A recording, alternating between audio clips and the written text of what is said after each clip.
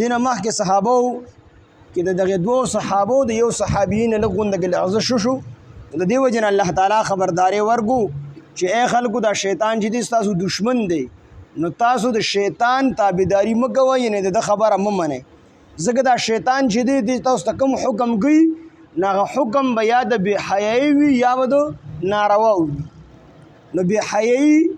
دی جدا ذکر کړو منکر جدا ذکر کړو نو دا حکم به یا د بې حیایي وي یا به د منکر یعنی د ګناه وي نو دا بې حیایي هم ده او منکر هم دی ناروا کار هم دی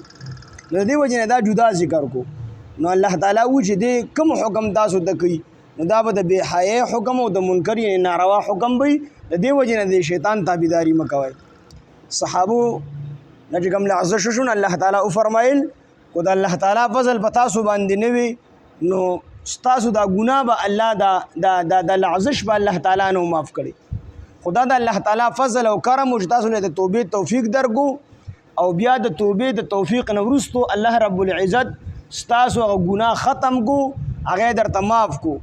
دا محض الله تعالی فضل کنه رئیس المنافقین عبد الله ابن ابي ابن سلول اغن توبه استدا او نه الله تعالی توبه قبول کړي دا یعنی الله تعالی چې تاسو له توبې دا توفیق درکو او تاسو حق طرف تراواړه ولې په دې خپل لعزش باندې استومانه کړئ نو دا د الله تعالی فضل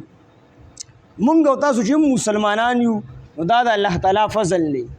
او دا د الله تعالی رحم دی او رحمت دی مونږ تاسو باندې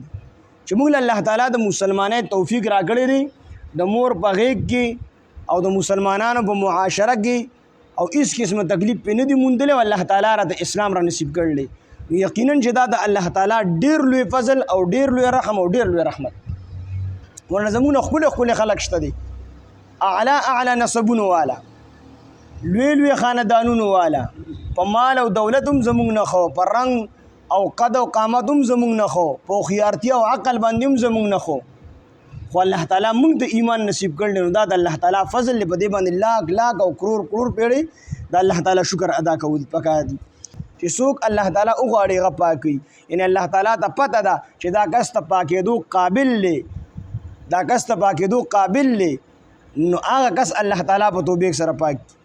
هغه کس الله تعالی د توبې توفیق ورکړي عبد الله ابن ابي ابن سلول هغه د پاکېدو قابل نو د دې وجه نه الله تعالی هغه ته توفیق ورنکړو